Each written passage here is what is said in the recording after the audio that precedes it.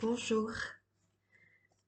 XXe siècle, Henri de Vrégnier veut. Outre la discrétion et la ferveur du chant, on trouvera ici un exemple de ce que le vers français a pu gagner en possibilités musicales. Le système de rimes régulières s'y dilue au bénéfice de certaines dominantes pour laisser le pas aux effets de rythme.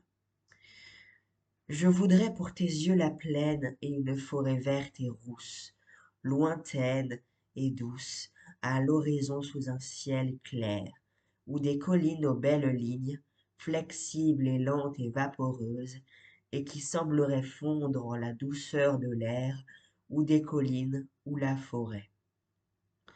Je voudrais que tu entendes, forte, vaste, profonde et tendre, la grande voix sourde de la mer, qui se lamente comme l'amour, et par instants, tout près de toi, dans l'intervalle, que tu entendes tout près de toi, une colombe dans le silence, et faible et douce comme l'amour.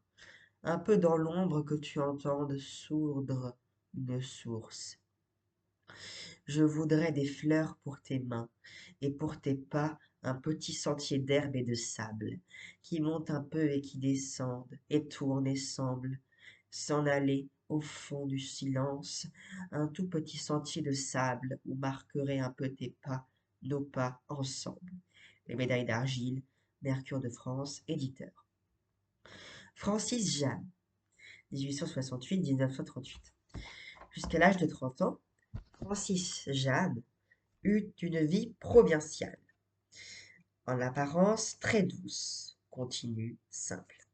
Fils du Béarn, il y était revenu, après ses études, à Bordeaux, pour vivre en propriétaire, à Orthez, près de sa mère.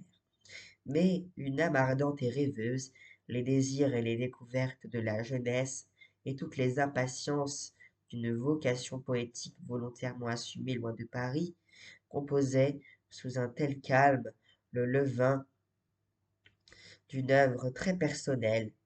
Par bonheur, Mallarmé, Gide, Henri de Régnier ne se trompèrent pas à l'accent de la première plaquette partie d'Orthez, 1894. Le jamisme est décrété par Bravade au Mercure de France en 1897. Ne fut qu'une affirmation particulière du naturisme. Confère page 16. Il n'y a qu'une école, celle où des enfants qui imitent aussi exactement que possible un beau modèle d'écriture, les poètes copient avec conscience un joli oiseau, une fleur ou une jeune fille, de l'Angelus, de l'aube à l'Angelus du soir, 1898, illustre cet art poétique de la simplicité qui constitue, à elle seule, un effet.